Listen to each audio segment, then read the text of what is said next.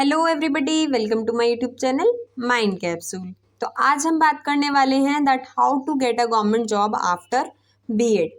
After B Ed आप government job कैसे पा सकते हैं, क्या प्रोसेस है, क्या डायरेक्शन है उस चीज़ के लिए, आपको क्या करना होगा, उसके बारे में हम आज बात करने वाले हैं। तो आपकी फर्स्ट प्रायोरिटी क्या होनी चाहिए, that you have to clarify your CTET.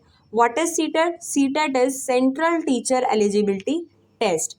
तो ये वो एग्ज़ाम होता है जिसको क्लियर करने के बाद ही आप जो भी वैकेंसीज आती हैं गवर्नमेंट की तरफ से उनमें अप्लाई कर सकते हैं।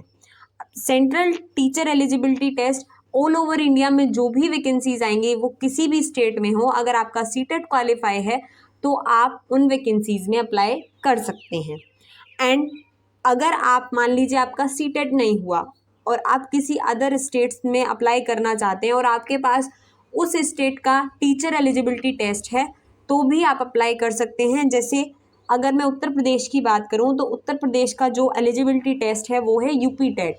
यूपी टेट के नाम से ये एक एग्ज़ाम होता है जिसको क्लैरिफाई करने के बाद आप यूपी में जो वैकेंसीज आएंगी उनमें अपेयर कर सकते हैं। ओके, बट इन केस आपका यूपी टेट क्वालिफाई नहीं है, आपका सी टेट क्वालिफाई है, तो भी आप जो भी वैकेंसीज आएंगी यूपी में उनमें अप्लाई कर सकते हैं। इसी तरह से जो भी स्टेट्स हैं उनमें अपने स्टेट के अदर टेट हैं, टीचर एलिजिबिलिटी टेस्ट हैं, जैसे एमपी टेट हो गया, एच टेट हो गया, पंजाब टेट हो गया। ये डिफरेंट स्टेट्स के अपने एलिजिबिलिटी टेस्ट हैं। तो आपको पहले आपका फोकस होना चाहिए कि आपका या तो सी टेट क्वालिफाई हो या यूपी टेट क्वालिफाइड हो या किसी भी जिस भी स्टेट से आप बिलोंग करते हैं वो टेट आपका क्वालिफाई होना चाहिए। उसके बाद ही आप किसी भी गवर्नमेंट वैकेंसी में अपेयर कर सकते हैं। ओके, अब हम ये देख लेते हैं कि कौन कौन से एग्जाम्स हैं जिनको आपको अपेयर करना है आफ्टर सी टेट।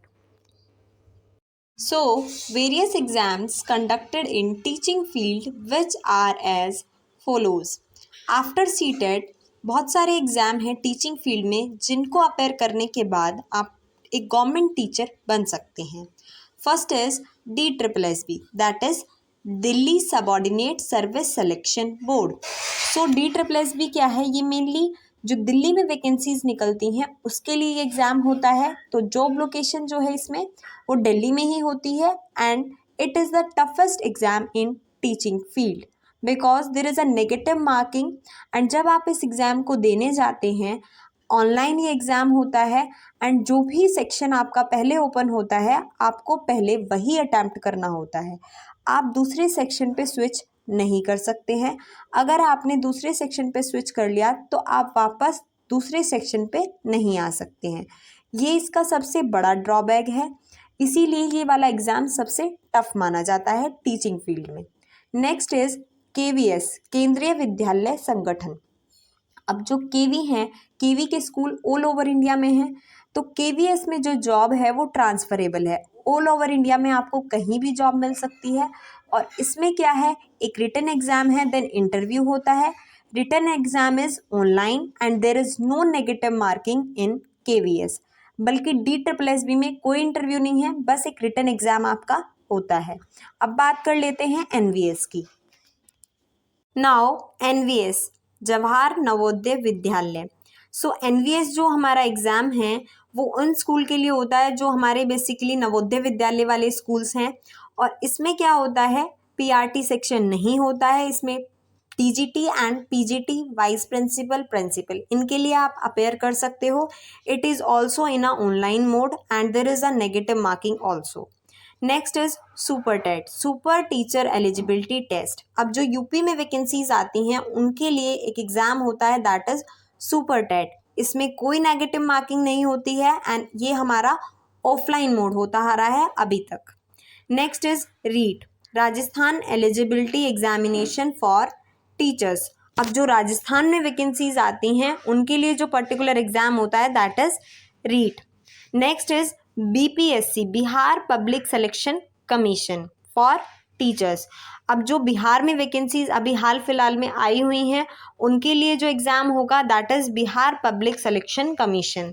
इसमें भी नेगेटिव मार्किंग है। और पहले क्या होता था, बिहार में जो टीचर्स का सिलेक्शन होता था वो मेरिट बेस होता था, लेकिन इस बार से इन्होंने क्या किया है, एक रिटन एग्जामिनेशन को इंट्रोड्यूस कर दिया है।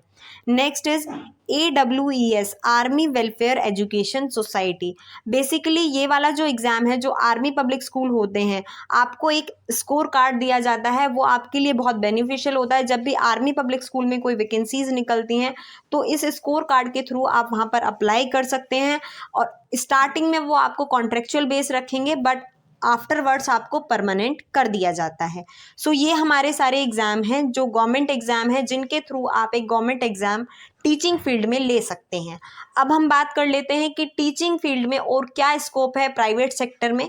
Let's discuss teaching scope in private sector.